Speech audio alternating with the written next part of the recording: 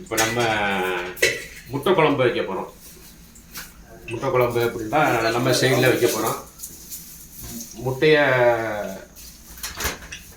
எண்ணெயில் பொரிச்சு எடுத்துருக்கோம். முதல்ல அவிக்கணும், அவிச்சு முடிச்சுட்டு எண்ணெயில் போட்டு பொரிக்கணும். முதல்ல அவிக்கணும், அவிச்சிட்டு எண்ணெயில் போட்டு பொரிக்கணும். பொரிச்சு எடுத்தாச்சா, அடுத்து இதுக்கு பட்டை, ஏலக்காய், அந்த கிராம்பு எல்லாம் போடுறோம். போட்டுட்டு அதுக்கடுத்து கருவேப்பிலையை கொஞ்சம் போட்டுக்கிறோம்.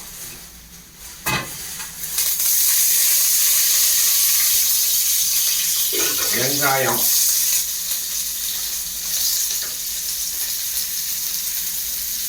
பச்சை மிளகாய்,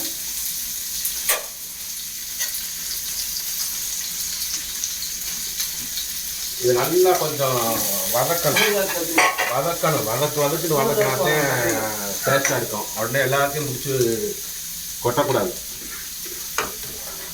எல்லாத்தையும் முடிச்சு கொட்டக்கூடாது. இதுக்குள்ளே மசாலா பாருங்கள், கறி மசாலா பொடி போட்டிருக்கோம், மஞ்சத்தூள், மிளகாத்தூள், சீரகத்தூள், மிளகு, கறி மசாலா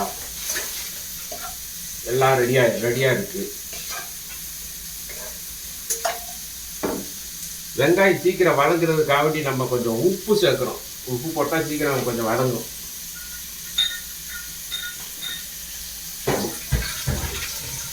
ஒரு அளவாக உப்பு போடுறோம், ஏன்னா வதங்கும், அப்படித்தான் நல்லா வதங்கும்.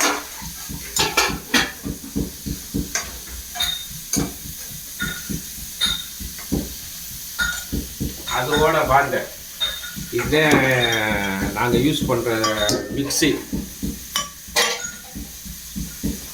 இது பைப் இஞ்சியில் நம்மளாம் தயார் பண்ணிக்கிறது. இது கிட்டத்தட்ட ஒரு 15 வருஷமாக இருக்குது. ஆமாம், இப்போ நம்ம இஞ்சியை போடுறோம். இஞ்சி பூடு விழுது, அந்த இஞ்சி பூடு வாசம் போகிறது வரைக்கும் வதக்குன்னு வதக்கணும். வதக்கிட்டு வதக்கணும். இதில் கொஞ்சம் தண்ணி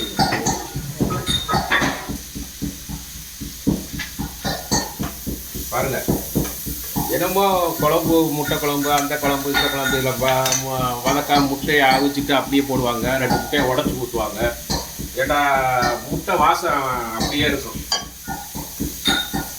முட்டையை உடச்சி ஊற்றுனா அந்த முட்டை வாசம் நல்லா இருக்கும். பொரிச்சு எண்ணெயில் பொரிச்சு எடுத்துட்டு வைக்கும் பொழுது அது ஒரு டேஸ்ட்டாக இருக்கும். நம்ம இந்த முட்டையோடு நம்ம நிப்பாட்ட போதில்லை, கொஞ்சம் உருளைக்கிழங்கும் போட்டுக்கிறோம். ஏன்னா நம்ம சாப்பிட்றதுக்காக வேண்டி. இங்கே நம்ம ஊரில் மாதிரி ரைஸுக்கு தொலைத்தோன்னு தண்ணியை ஊற்றுறதில்ல.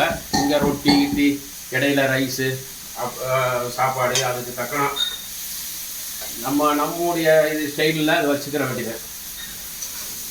வெங்காயம் கொஞ்சம் ரோஸு கலரில் வதங்கணும். ரொம்ப பச்சையாக போட்டுக்கிட்டாலும் அது நல்லா இருக்காது. இந்த வதக்கிறதுலேருந்தே அது எல்லாமே இருக்குது. சமையல் பிடிச்சி செய்யணும், வெறுத்து செய்யக்கூடாது.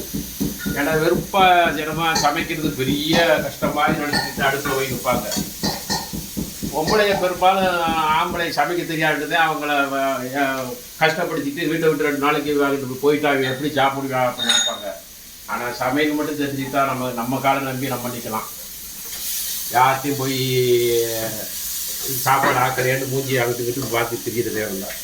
நமக்கு தெரிஞ்ச என்னென்ன இருக்கோ அதெல்லாம் செய்யலாம். இந்த முட்டை குழம்புலாம் பல வகையில் செய்யலாம். இது ஒரு வகை, அவ்வளோதான். ஆனால் முட்டை குழம்பு இப்படித்தான் செய்யணும்னு இல்லை, இது ஒரு ஸ்டைலில் செய்யலாம்.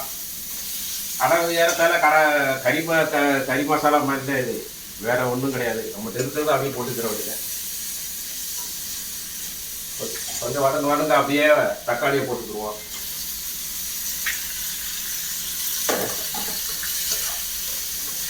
தக்காளி கொஞ்சம் நல்லா வதங்கணும்.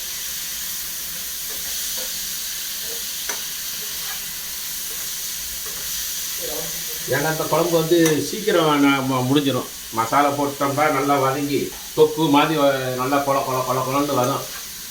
வந்த மாதிரி நமக்கு போதுமான அளவு தண்ணி ஊற்றிட்டு கொஞ்சம் நல்லா சுண்ட மசாலா வாடை போக வெங்காயம் இந்த அப்படியே போய் நம்ம சாப்பிட்ற அளவுக்கு ஊற்றி சாப்பிட்ற அளவுக்கு.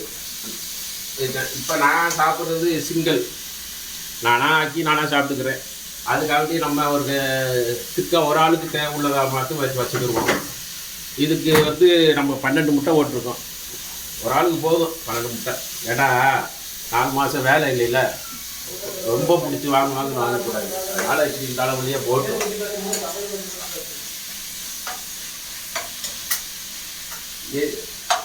அதுக்கு இது வேலை இல்லைன்ட்டு ரொம்ப மனசு உடஞ்சிடக்கூடாது. நமக்கு நல்லா இருக்கிறப்ப இரவன் கொடுத்தா இல்லை, நல்லா இல்லை, இது ஒரு சோதனை மாதிரி நடத்திக்கிட்டு அதை கடந்து போயிடும். அதே நடத்திக்கிட்டு படுத்துன்னா மன உளைச்சல் அதிகமாகும்.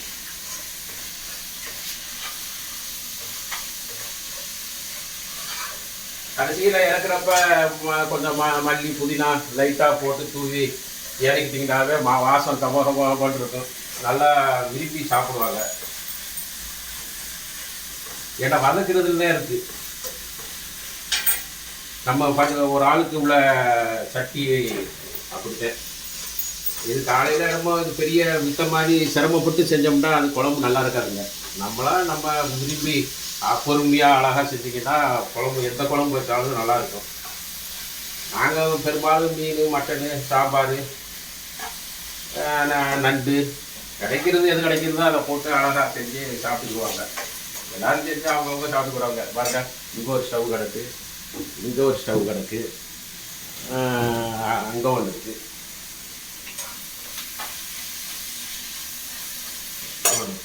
இப்படி இருக்கு.